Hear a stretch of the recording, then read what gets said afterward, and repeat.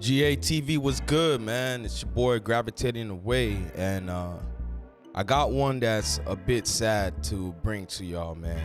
If you haven't been up on this, man, it was a construction worker and his co-worker stuck on the 7th floor of a building, and unfortunately, said gentleman perished.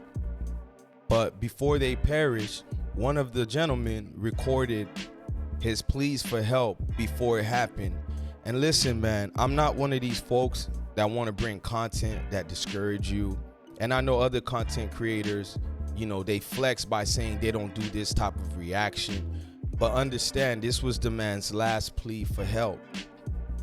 I'm on the side where I think it's doing a service to show how that looked like.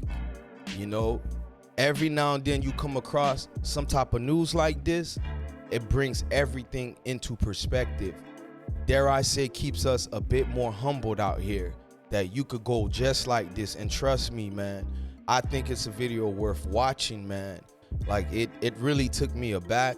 So I'm really asking y'all to, look for this person's, I don't know if they have a GoFundMe. If they do, I'll have it down on the bottom of the description. But it was just something so horrible. So without holding y'all back any longer, let me play the clip, man. Oh, I'm at South Park right now at work. The building on fire and I can't get out. It's getting harder and harder for them to see us. We're gonna have to stand out here and see.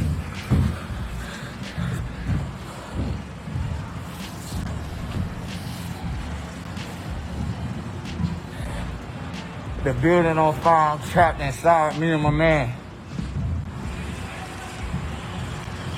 Ah!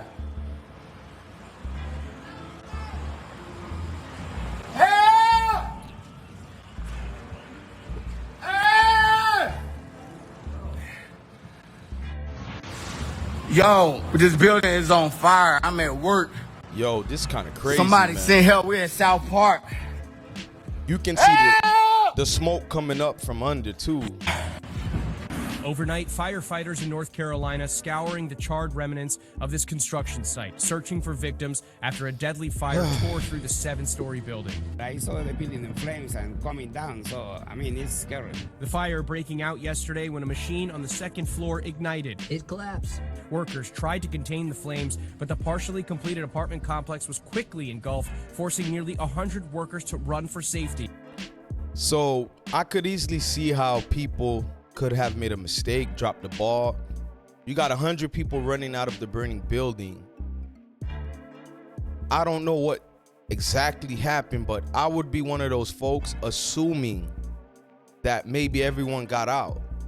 Only for later they find 2 bodies, yo. That's crazy. They start getting out. They start screaming, get out, because the building's on fire. The inferno moving so quickly, this crane operator did not have time to escape. The man trapped high above the building for nearly 2 hours before he was finally rescued. When you're up 6 floors above a burning building, you're right in the middle of the chaos, and you're seeing helicopters fly over and nobody's coming to rescue you. I'm sure his life probably literally flashed before his eyes. What's going to happen to me? Firefighters pulled more than a dozen people from the building. I'm telling you, this is messing with my head, because the brother literally recorded himself asking for help, and just to see that inferno just take the whole building down like that, Lord knows what was on their mind. And I'm gonna tell y'all, man, fire is like one of the worst ways to die, yo. Like, that is a horrific death, and I'm not trying to discourage you or make your day go awry. I'm just saying, man, every now and then there's certain stories you're watching. I equate this to people that was recording their phone stuck on one of the planes during 9/11, telling their loved ones they love them. Any scenario where you reach out to family and say you love them, knowing your death is imminent, how could that not be something to share, to keep us humbled, keep us grounded, yo? It's just crazy. But at least one construction worker remained unaccounted for overnight. And the family of 30-year-old DeMonte Sherrill, a construction worker at the site, says his company called them to inform them that he did not survive. Damn. Sherrill's mother watching his final moments play out on Facebook Live. I was hoping But just from the live and the way the room filled up with smoke, I didn't see it being any hope. A loving father, caring person, and he just wanted to be with his children. Andrew Dimbert, ABC News, New York. So, there you have it. Like I said, What makes arcade tight? that's something that I wouldn't wish on my worst enemy, to be burned alive, yo. Like, I remember seeing this story earlier today, and I told myself, I pray that if there was no other way out, that this person and his coworker perished by smoke, you know, too much smoke or whatever, and they inhaled too much. I'm praying, because the thought process runs through my head of somebody burning to death. It's like being roasted alive, yo. Like, I ain't gonna hold y'all, man. This story truly, like, really touched me, and it keeps me humble, man. Like, you come across that, this brother's really asking for help, and I've always been interested in this type of scenarios, because what if, you feel me? What if? And you're crying for help. Lord knows how much they probably was praying, and, you know, no help comes. And imagine accepting the fact that no matter what I do, I'm going to die. Not in the grand scheme of things, but right now, right here, in this moment, I'm going to die. So like I said, man, RIP that brother and his co-worker. You know, shout out to their families.